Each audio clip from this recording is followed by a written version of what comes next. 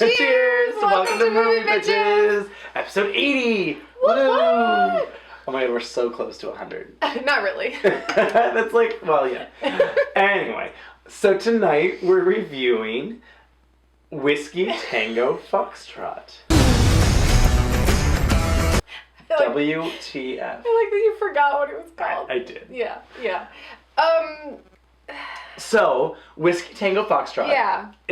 From now on, can we just say WTF? Yeah. So WTF is the new Tina Fey Dramedy, where it's based on a true story about a journalist who goes to Afghanistan and shit happens.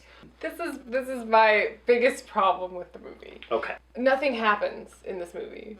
Really. Not really. Nothing extraordinary happens. No. Don't get me wrong, this reporter seemed very brave, a bit reckless. Very brave. She went to Afghanistan.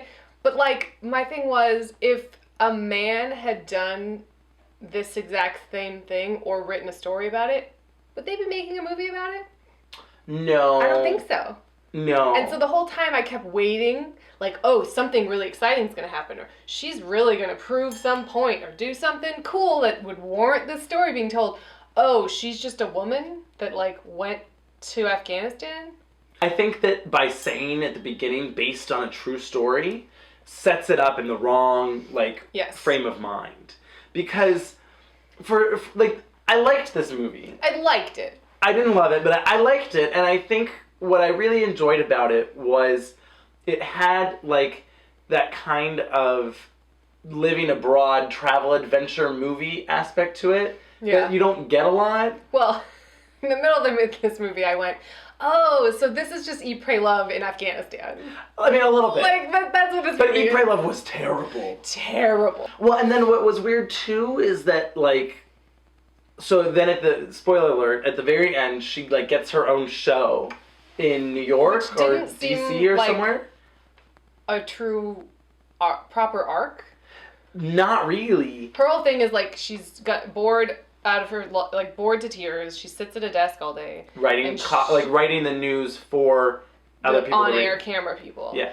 The arc of her character is like, and now she's in front of the camera. Yeah, and I don't know if that's real or not, but if it is, then why didn't they, like, at the end, and maybe we didn't stay long enough, but, like... No, we stayed long enough for them to have shown us side by side. They should have, like, exactly been like, oh, here she is. Oh my god, it was Connie Chung the whole time. Exactly. That would have been amazing. But, like, I was waiting for that too. Yeah, like, who is this person that, like, why do we care if it's a true story or not? It didn't matter at all. It definitely gave me the same kind of vibe as Our Brand is Crisis. Yeah. Where it's, like, pseudo-political, but not really taking a stance on anything. Like, a female-driven story about, you know, politics, kind of, and I don't know, it was just... It didn't say enough about anything for me to really care. No, not really. I don't know. I found it interesting for a good chunk in the middle. Yeah. Like, I liked watching her, like, get there and not know and, like, lose her money and whatever. Well, that was annoying. It was stupid, but you know what I mean. Like, whatever. She's very, like, young and naive, and then... Well, not young. She's 40, but whatever. You know what I mean. She's naive. They let you know she's 40 a lot. And then, like... You know, you see her learn the tricks of the trade and, like... I would have liked even more of that. Exactly. Or, I mean, I get it has to end eventually because she learns all the shit, but, like... What does she really learn? How to get around. We haven't talked about Billy Bob Thornton. You know, actually... He was okay. He was? He came on screen and I went, ew! But then he was fine. Yeah. It was like he was doing a toned-down version of himself from Our Brand is Crisis. Like, instead of being like, I'm gonna pleasure myself too, he was just like... I forgot about that! Oh my god! Oh. He was like, ah! I didn't think they gave it enough setup at the front. No. It was just like, maybe 3 minutes in, she's like, and I'm going to Afghanistan. The whole movie, because of that, I kept being like, I'm kind of like... having a hard time relating to you because of your, like, white lady problems. That's the most American white lady story I've ever heard.